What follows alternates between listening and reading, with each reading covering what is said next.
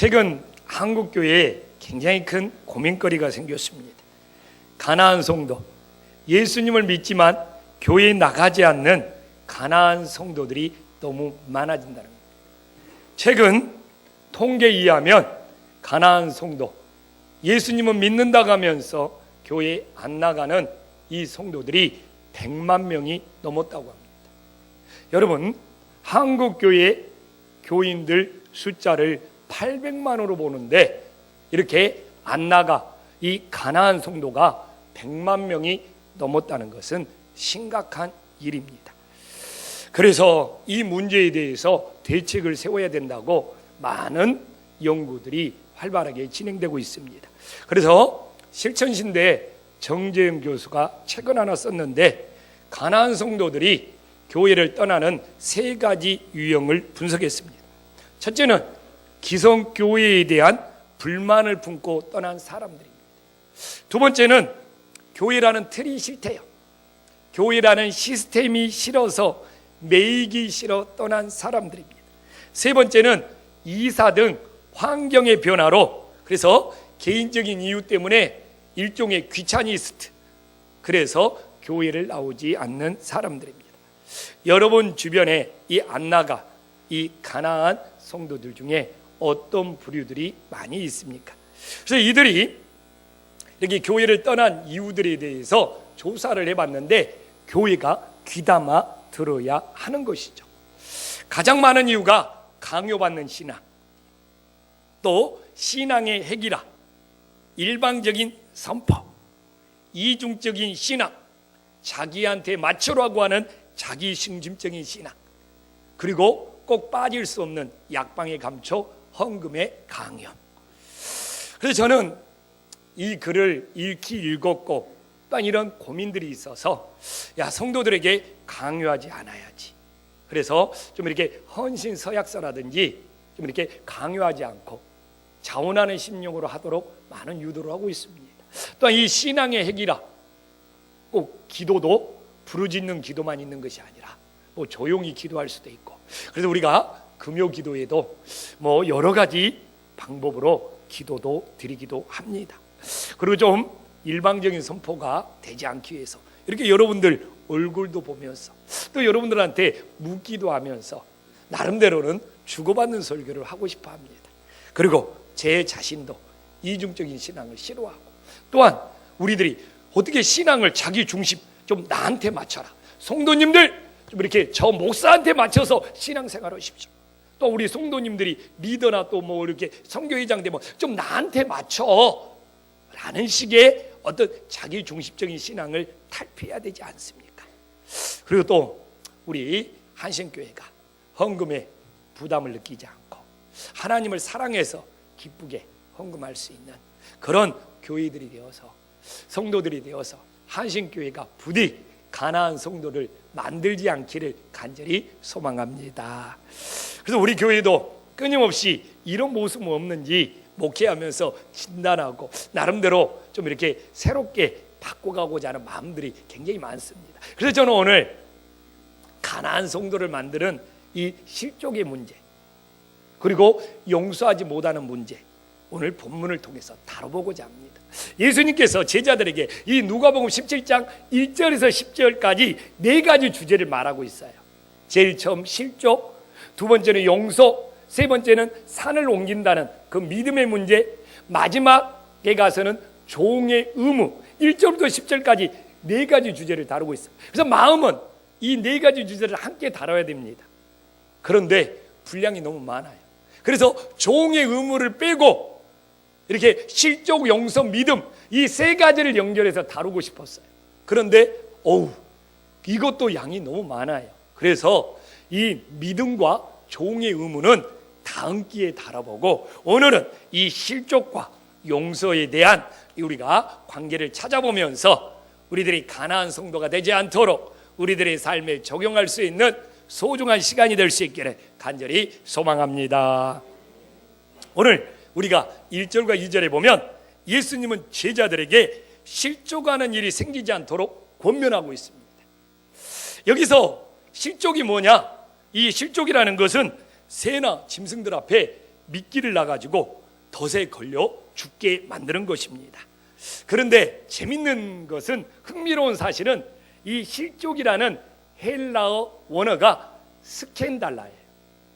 그런데 이 영어의 모태어, 영어의 어머니어가 헬라어지 않습니까? 근데 이 스캔달라가 영어로 가서는 스캔들이 되었습니다. 요새 스캔들이라는 말을 얼마나 많이 쓰고 있습니까? 현재 우리가 사는 세상도 스캔들이 터져서 실족당하는 일들이 계속 일어나고 있습니다. 정치권에서 뇌물을 받는 스캔들, 연예인들의 스캔들, 또 경제인들의 비자금 조성의 그런 스캔들. 그래서 많은 사람들이 실족하여 넘어지고 있는 것이 지금의 시대입니다.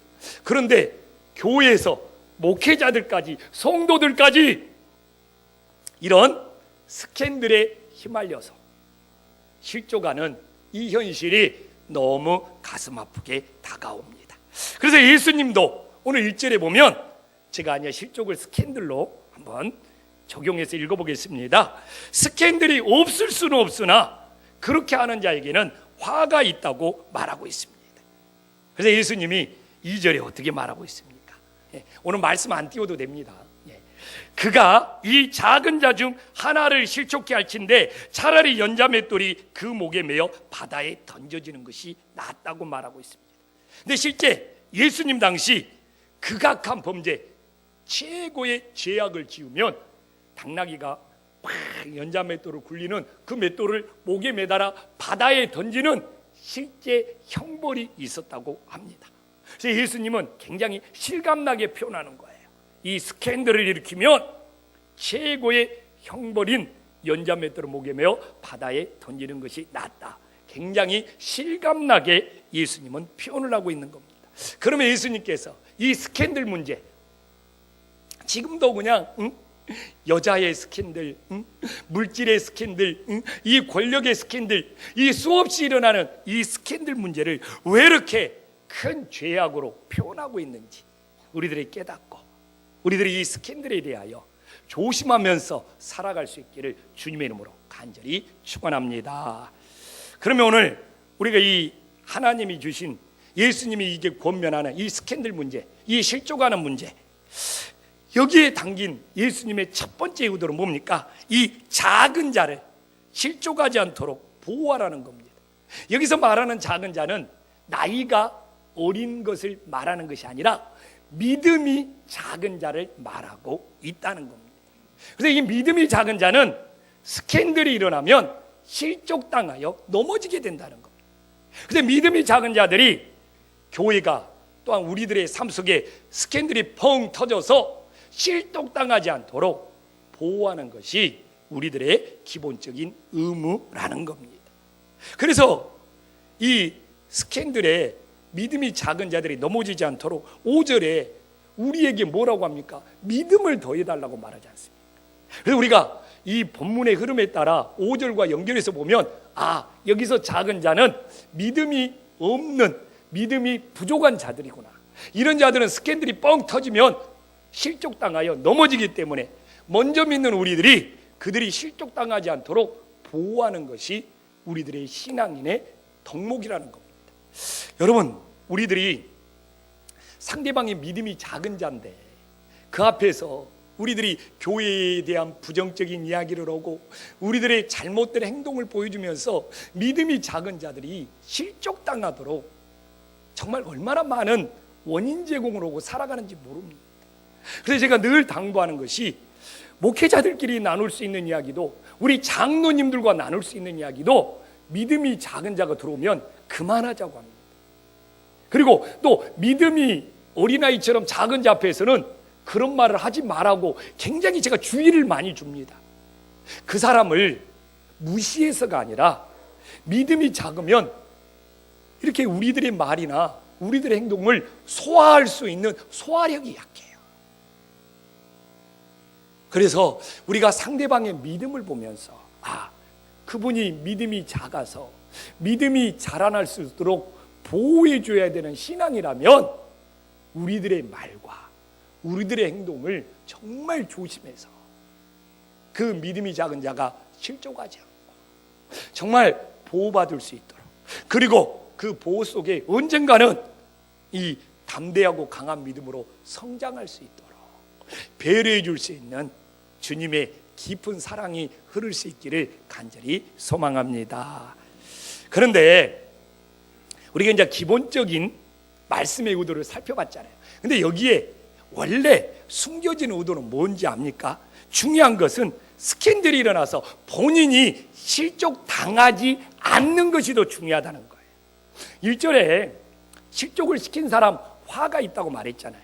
그리고 2절에 실족을 시킨 사람이 연자맷돌을 메고 바다에 빠지는 것이 더 낫다고 말했잖아요. 그런데 오히려 실족을 당하는 측에서 자기가 이렇게 믿음을 떠나고 믿음을 잃어버린 것보다 차라리 연자맷돌을 메고 바다에 빠지는 것이 더 낫다는 이 비교법을 통하여 그런 의도도 있다는 걸 깨달으시기를 간절히 소망합니다. 그래서 교회에서 뭔 스캔들이 뻥 터져갖고 나 교회 안 다녀, 예수님 안 믿어, 이것보다는 차라리 연자맷돌을 메고 바다에 빠질지라도 끝까지 믿음을 지켜서 구원받는 것이 더 낫다는 어떤 비교법을 통한 예수님의 의도도 있음을 믿으시기를 간절히 소망합니다. 그래서 정말 어떤 스캔들이, 어떤 교회의 일이 뻥 터질지라도 믿음을 떠나는 것보다는 차라리 이 사형당하는 것, 연자맷돌을 메고 차라리 죽는 것이 더 나을 수 있다는 것이죠. 왜? 끝까지 믿음을 지키면 그 영혼은 구원받을 수 있으니까요. 그래서 오늘 스캔들을 시킨, 실족을 시킨 사람만 연자맷돌을 메고 바다에 빠지는 그것만 이야기하고 있는 것이 아니라 차라리 믿음을 떠나는 것보다 이렇게 형의 집행을 받는 것이 더 유익할 수도 있다는 거예요. 그만큼 믿음을 지키는 것이 중요하다는 것을 강조하고 있는, 실족을 내가 당하지 않는 것이 너무너무 중요하다는 것을 우리들이 다시 한번 깨달을 수 있기를 간절히 소망합니다. 그래서 오늘 3절을 시작하면서 스스로 조심하라고 말하죠. 이것이 NIV 성경으로 보면 3절의 시작이 아니라 뭐라고요? 1절과 2절의 결론인 거예요. 이게 이 스스로 조심하라는 것은 용서의 시작보다는 실족에 대한 하나님의, 예수님의 결론으로 받아들이는 것이 중요한 거예요. 그래서 이 실족은 정말 쌍방난의 문제라는 겁니다. 이 스캔들이 일어나면, 정치권에서 스캔들이 일어나면 스캔들을 터뜨린 사람만 문제가 아니라 거기에 휘말린 사람도 끝까지 들어가 보면 뭔가 꼬리가 있어. 그런데 이 스캔들만큼은, 이 실족의 문제만큼은 어느 한쪽의 문제가 아니고 양쪽의 문제라는 겁니다. 실족을 시킨 사람도 문제가 있고 당한 사람도 문제가 있다는 겁니다. 그래서 뭐라고 합니까? 스스로 조심해요. 여기서 조심이라는 것은 뭡니까? 스캔들이 일어나지 않도록 자기 자신을 살피고 돌아보는 것이 끊임없이 중요하다는 겁니다. 그래서 우리는 실족을 시키는 것도, 내가 실족을 당하는 것도 이 스스로 조심해서 자신을 살펴서 일어나지 않도록 살아가는 것이 중요함을 믿으시기를 간절히 소망합니다. 여러분, 세상은 그렇다 치고 지금 현대교회도 이 교회 물질 문제, 돈 문제 가지고 얼마나 스캔들이 뻥뻥 터지고 있습니까? 또한 교회에서 음란 문제, 이 이성 문제로 스캔들이 얼마나 뻥뻥 터져서 많은 사람들이 팍팍팍 쓰러지고 실족하고 있습니까? 또한 교회에서 이 권력 문제, 총회장이니 무슨 감독이니 이 감투 싸움 때문에 스캔들이 펑펑 터져서 얼마나 많은 사람들이 실족당하고 있습니다. 저도 조심스러워요. 우리 교회에서 재정, 이 물질의 스캔들이 일어날까 봐. 그래서 교회에서 정한 재정 이외에는 내가 어떠한 일이 있더라도 참여하지 않고 간섭하지 않고 사용하지 않으리라. 그래서 물질의 스캔들을 일으키지 않으리라 기도하고 있습니다. 또 더 조심스러운 건 뭡니까? 제가 아직 젊어요. 이 교회에서 나로 말미암아 이성의 스캔들이 일어나면 안 된다. 정말 나는 그런 마음이 없지만 내가 여자 성도 개인적으로 만났어요. 그냥 좋게 상담해 줬어요. 근데 남들이 볼 때는 목사님이 어떻게 사모님도 없이 저 여자 성도를 혼자 만나. 남들이 스캔들을 만들어버려. 나는 떳떳한데. 그렇기 때문에 내가 빌미를 제공하지 말아야 돼. 우리 여자 성도님들 만날 때는 어떤 일이 있더라도 내 아내를 대동하고 가서 만나서 스캔들이 일어나는 빌미를 만들지 말아야 돼. 그리고 나도 세상에서 무슨 감투나 자리나 이런 것들에 대해서 연연해가지고 스캔들을 그 원인 제공으로 만드는 거예요. 여러분, 우리 성도님들도 스스로 조심해라 그러잖아요. 아이, 내가 무슨 유부남 남자 집사님이 유부남 여자 집사님을 개인적으로 만나서 차를 마셨어. 아이, 우리는 친구야. 우리는 떳떳해. 천천히 만만의 말씀입니다. 남들이 봤을 때는 그건 스캔들이에요. 진짜입니다. 자기들은 떳떳하다, 친구다 그렇지만 저도 마찬가지예요. 내가 뭐 여자 성도 개인적으로 만나서 커피 마시면서 상담해 주는 것이 무슨 문제가 있겠어요. 그러나 남들이 볼 때는 이건 또 스캔들이에요. 그래서 스캔들은 쌍방간의 문제란 말이에요. 여기서는 빌미를 제공하면 안 돼요. 항상 떳떳할 수 있어요. 옆 사람과 인사 한번 나눠봅시다. 제발 교회에서 스캔들 좀 만들지 맙시다.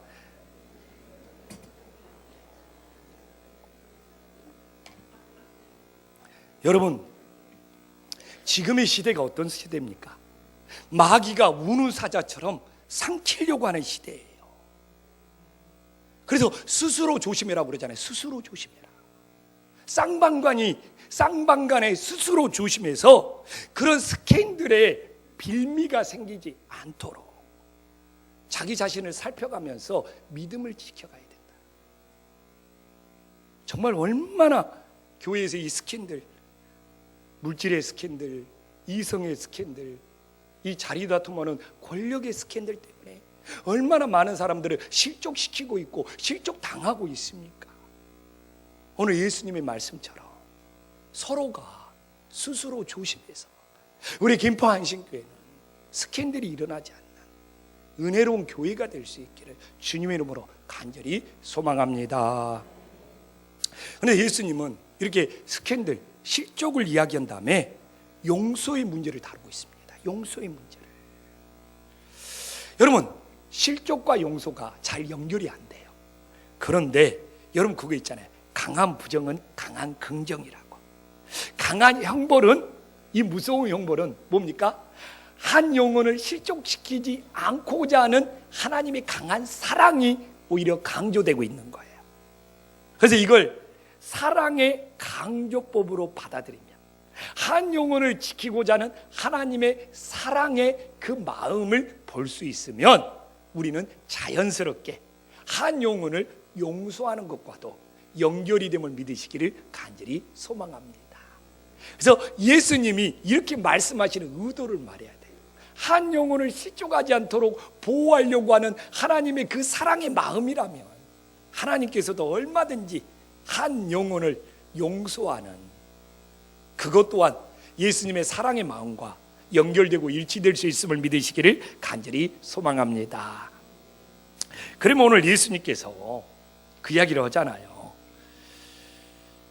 무조건 용서하라는 것이 아니에요. 오늘 여기서 야, 예수님이 무조건 다, 그러면 우리는 이제 고민이죠. 그럼 우리는 도대체 어떻게 용서해야 되느냐? 오늘 무조건 그냥 조건 없이 용서해라는 것이 아니에요. 오늘 3절에 보면 용서하기 전에 예수님이 뭐라고 말합니까? 내 형제가 죄를 범하거든 뭐랍니까? 경고해라는 거예요. 경고. 내 형제가 죄를 범하거든. 이거 스캔들이 일어날 수 있는 빌미가 있기 때문에 정말 조심해 주시기 바랍니다. 이게 책망하면서 미리 경고해라는 거예요. 그래서 여기서 경고라는 것은 형제의 잘못을 책망하라는 겁니다. 책망. 그래서 이 책망의 목적, 책망의 의도는 뭐냐? 죄의 심각성을 깨달아야 된다는 겁니다. 우리들이 책망을 통하여 죄의 심각성을 깨달았을 때 하나님 앞에 간절히 회개할 수 있다는 겁니다. 지금의 이 시대가 죄의 심각성을 깨닫게 하는 책망이 없기 때문에 하나님 앞에 이 죄를 물리치게 해달라고, 떠나게 해달라고 눈물 콧물 흘리면서 회개하는 일도 사라지고 있다는 겁니다. 저는 이 말씀을 묵상하면서 마음이 무거웠어요. 사실 용서하는 일보다도 우리 성도들의 죄를 책망하는 일이 너무너무 어렵거든요. 그래서 심지어 요새는 꾀가 생기고 요령이 생겨서 좋은 것이 좋은 거야, 뭐 성도들을 책망해, 그냥 모른 채 하고 넘어가지, 이런 묵인하는 마음이 내 마음속에 틈타고 있어요. 정말 좋은 의도로 죄를 깨달아고 성도들을 책망을 해봤거든요. 근데 반응이 뭐냐? 목사님 오늘 말씀으로 한 대 때리네. 맨날 때린대. 속상해 죽겠어. 그리고 책망을 못하겠어요. 정말 어떻게 보면 죄를 깨닫고 하나님 앞에 회개하여 그 영혼을 바로 세우는 건데 너무 책망을 싫어해. 죄를 깨닫게 해주는 걸 싫어해. 그럼 뭘 좋아하냐? 자기가 듣고 싶은 말만 해라는 거예요. 자기가 좋아하는 말만 해라는 거예요. 심지어 어떤 말씀은 목사님이 좀 재밌는 이야기, 웃긴 이야기 좀 많이 했으면 죄 줬으면 좋겠다는 거예요. 이건 설교가 아닌 거예요. 이건 사람 비유를 맞추는 것이지. 진짜 설교는 뭡니까? 여러분들이 들어야 할 하나님의 말씀을 들어야 되는 거예요. 필요한 말씀을 들으라는 거예요. 근데 실제 오늘 내 마음에 드는 말을 목사님이 해줬네? 내가 좋아하는 말씀을 목사님이 해줬네? 오늘 재밌는 이야기를 많이 해줬네? 나 은혜 받았다. 이건 진짜 신앙이 아니야. 이건 가짜 신앙이야. 오늘 꼭 이 필요한 말씀을, 오늘 내가 꼭 들어야 할 말씀을 전해줬네. 그래서 내 마음이 찔렸네. 베드로의 설교를 듣고 찔렸던 그 3,000명 5,000명처럼 나도 회개하고 주님 앞에 믿음을 바로 세워야 되겠구나. 사실 이것이 설교의 은혜고 설교의 능력인데 지금의 이 시대가 이런 것들이 사라지고 있어요. 그래서 우리 김포한신교회 정말 저도 자신 없어요. 오늘도 스캔들을 일으키지 말라. 나 때리고 있네. 이렇게 받아들일까 봐.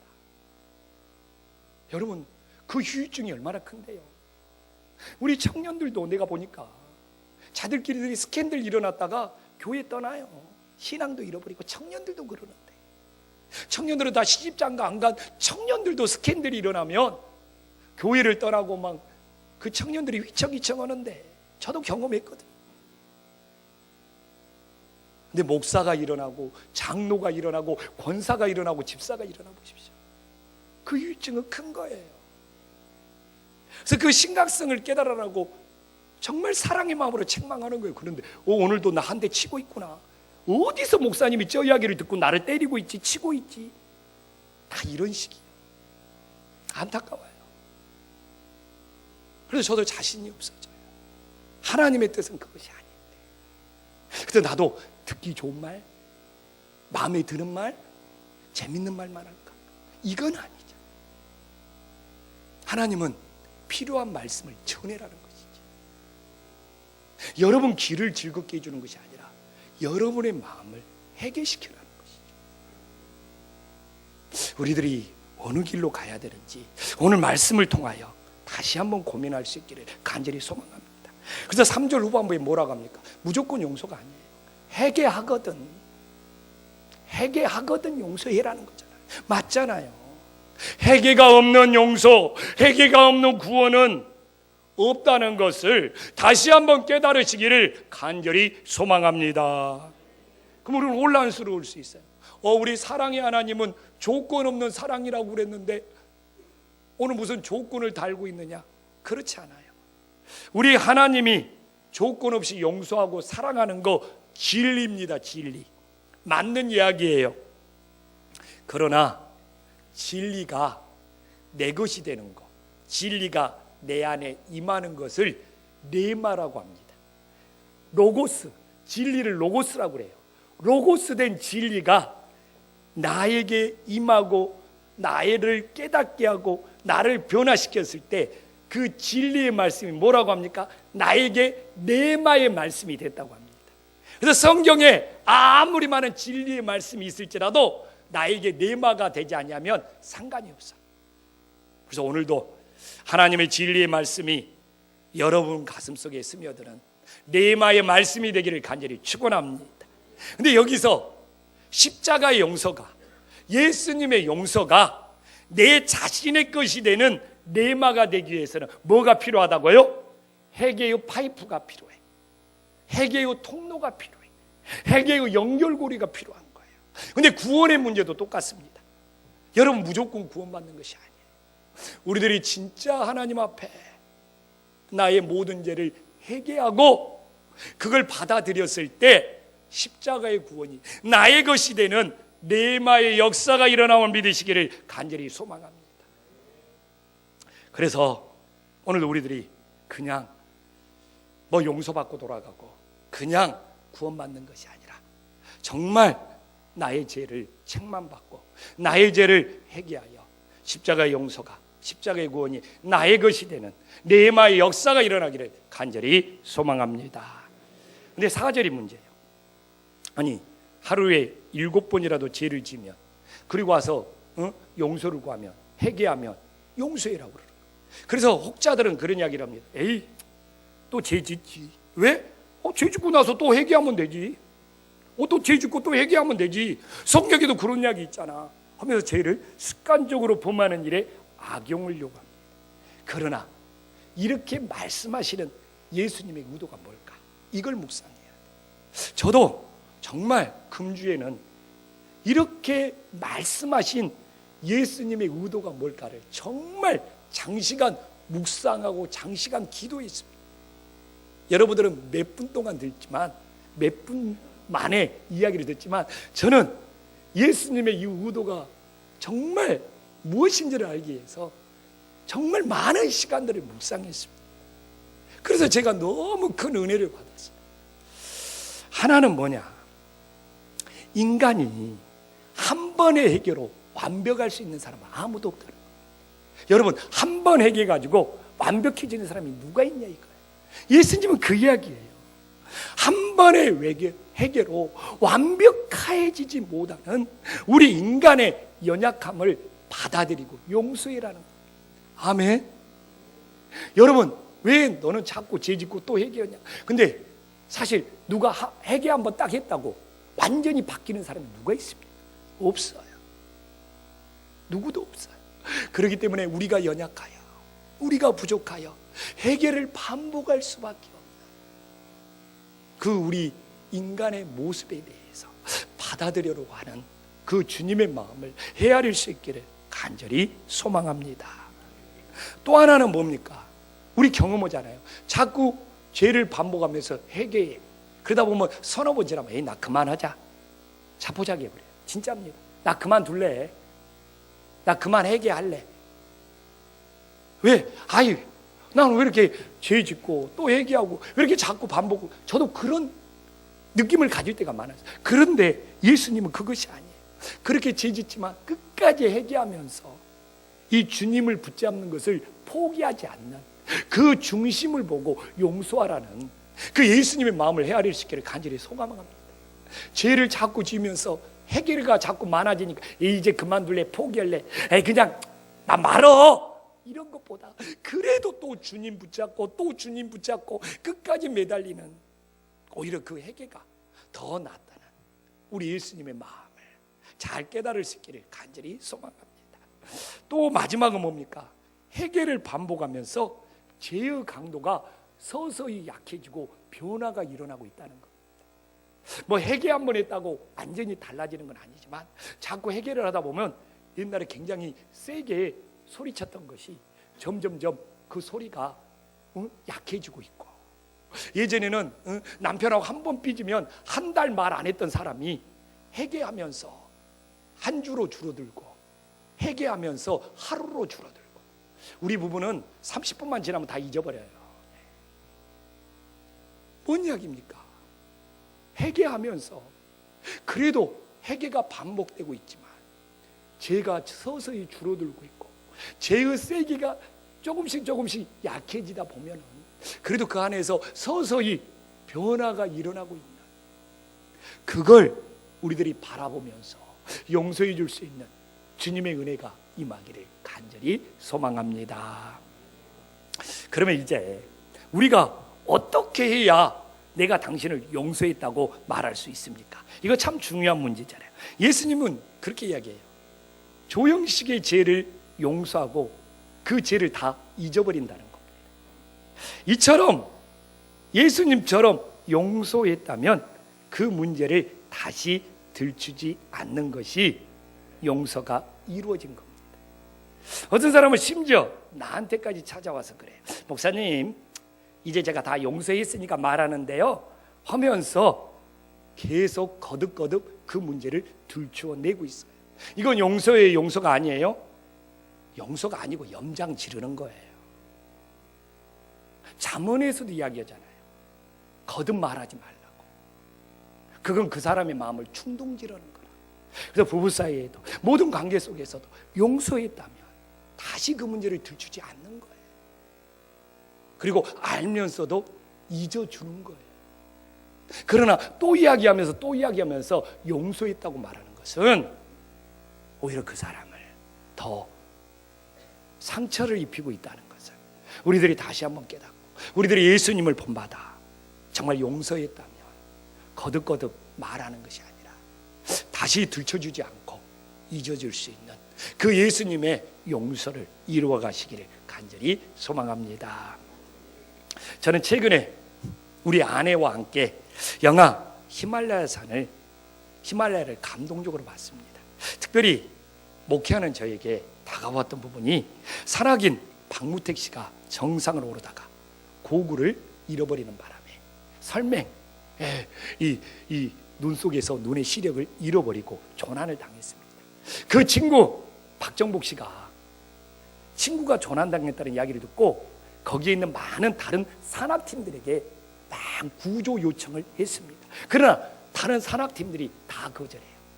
날씨의 악좋은 것도 있지만 안으로 들어가면 우리들이 정상을 등정하는데 일정의 차질이 생길까 봐 거절을 합니다.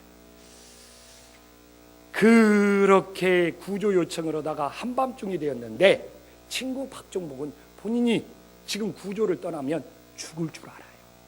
그러나 구조를 기다리는 친구 박무택을 생각하면서 한밤중에 자기 자신이 죽을 줄 알고 구조를 떠납니다. 정말 기적적으로 친구를 만나고 그 친구와 정말 사랑의 우정을 나누고 결국은 둘 다 죽습니다. 그 사건이 터진 이후에 어느 정도 시간이 지났는지 모르는데 많은 기자들이 우리나라의 최고의 산악인이었던 고은길 씨에게 누가 가장 위대한 산악인이냐의 질문을 합니다. 고은길 씨는 주저하지 않고 이 히말라야, 이 에베레스트의 높은 산을 여러 봉우리를 정복한 것이 위대한 산악인이 아니라 본인이 죽을 줄 알면서도 한 동료를 구조하기 위해서 떠나서 희생을 당한 이 박정복 씨를 최고의 산악인이라고 말합니다. 사실 고은길 씨가 영화 기자회견 속에 그 말을 하는데 제 몸에 온 전율이 임했습니다. 그거다. 신앙도 그거다. 목회자가 큰 교회를 짓고 엄청 위대한 일을 했다는 것보다 더 중요한 것이 한 영혼을 실족하지 않게 만들고 한 영혼을 용서하고 잃어버린 한 영혼을 찾는 것이 더 위대한 사명이 될 수 있다. 우리는 얼마나 높은 정상에 올라가서 내가 이런 업적과 이런 대단한 일을 이루었다고 자기 자신을 드러내고 싶습니까?